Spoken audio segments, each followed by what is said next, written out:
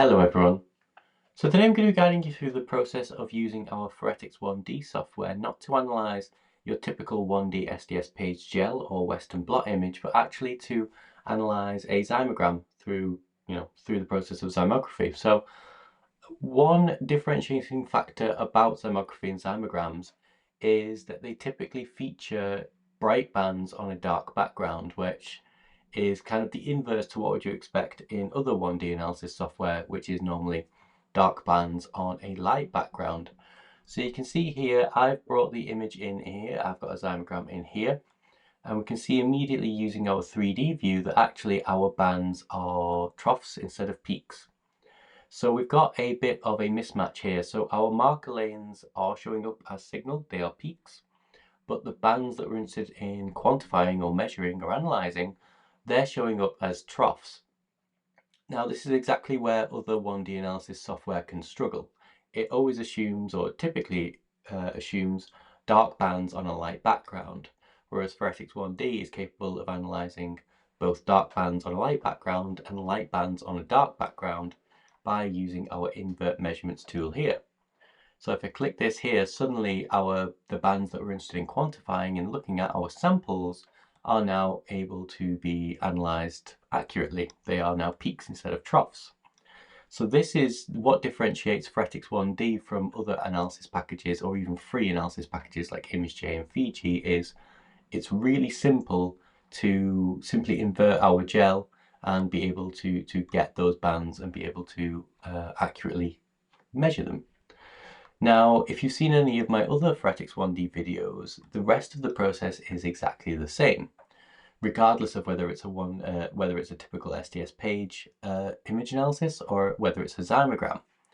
So I've inverted the image here. This is just an image I got off the internet. It's only 8 bits, so it's not the best quality, so I'm not expecting the best performance, but let's run through it together and see how the Foretix 1D software can save you a huge amount of time and work with these kind of specialized images that have quite rough background profiles and things like that. So once we've got our image displaying the way we want it to, with our samples showing up as peaks for measurement, we can come down to our lanes menu and we can use either the automatic lane detection without any guidance, and you can see that's kind of gone a bit awry. We can try using an area of interest. Now, what I'm imagining is throwing it off here is actually this differentiation between our marker lanes being now inverted, or basically being the opposite of our Zymogram bands here.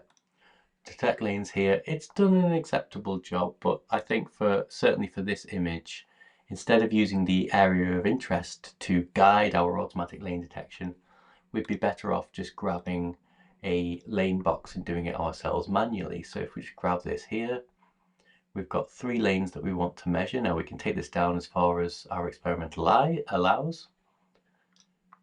And you can see here, oh no, our lanes don't match up exactly with our experimental lanes, but that's absolutely fine. We've got tools to deal with that. So the first thing we want to be able to do is bend these lanes a little bit so we're not stretching into the lane next to it, and we can actually shrink this down a little bit here.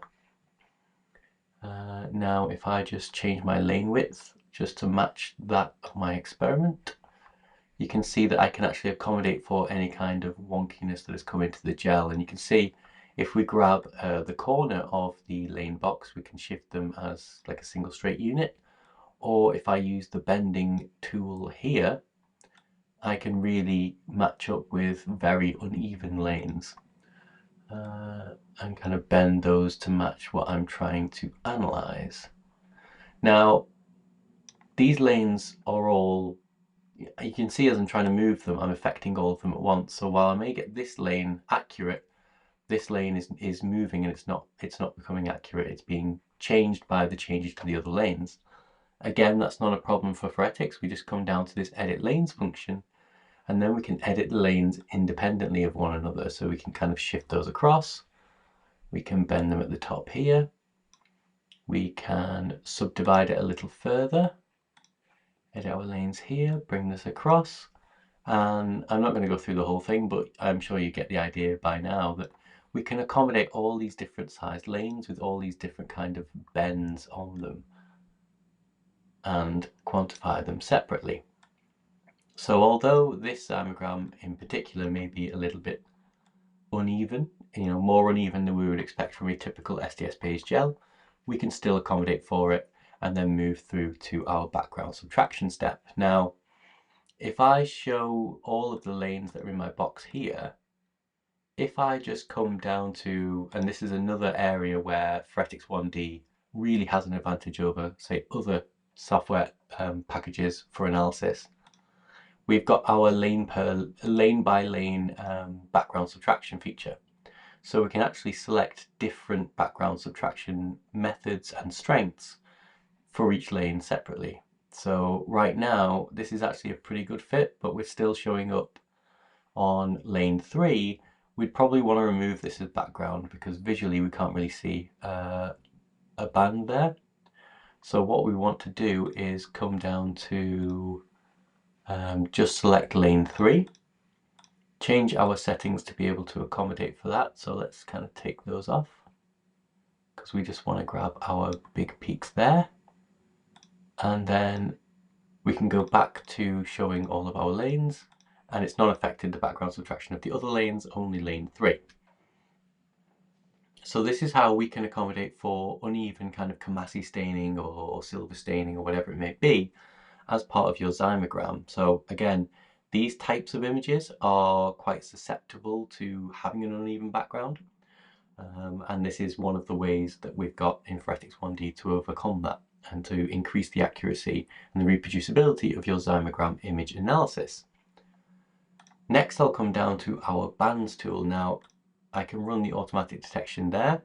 This is completely without any fine tuning of the settings, but it's done a pretty good job actually of capturing these dual bands here, these dual bands here. But of course, if you want to come in and remove any stragglers, we can of course do that as well, either on the image on the left hand side here, or through the profile display we can add bands and remove them like so. So we've analysed our bands here, we've gathered them, we've started to quantify them already. So if I change, no, we're already on the band table. So we can see that we're starting to get positional units for this. We're starting to get volumes and normalized volumes for this image. And this is essentially your densitometry performed for your Zymogram. So that took me a couple of minutes, and obviously I was going slow, so you, the viewer, could kind of carry on and go along. If I wanted to add a second lane box to include these 3 bands as well, I can just do the same thing. And again, go through it all, match it all up, make sure we've accommodated for any bends in the lanes, add some more bands in again, and there we go. We can kind of remove them, we can start fine-tuning the settings, etc. So we do also have this concept of being able to have these multiple band boxes, have your molecular weight in one, have your your sample bands in another for typically matrix metalloproteinases or other enzymes that are degrading macromolecules within our gel. The rest of the settings may not be super applicable to people doing Zymography, but I'll go through them for completeness. So we can add our molecular weight ladder in here, and we can have separate molecular weight ladders for your separate lane boxes. So these 2 lanes here are individual, are the same molecular weight ladder, but if they were different, we could accommodate for that as well. Our lane matching and dendrogram feature, of course, works with these images, normalization, quantity calibration, and exporting of PDF reports and CSV data all work exactly the same as they would do for a Western blot, a Northern blot, 1D SDS page, that kind of thing, those kind of experiments.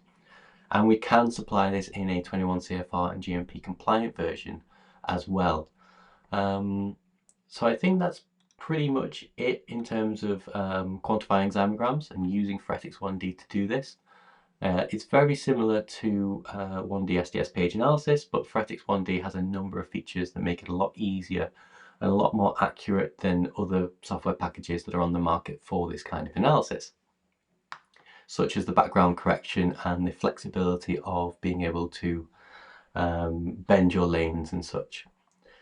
So I think that's the end of the tutorial for now. If you'd like to go ahead and grab a free trial of the FretX 1D software and try it out on your own images in your own lab, please check out the link in the descriptions below.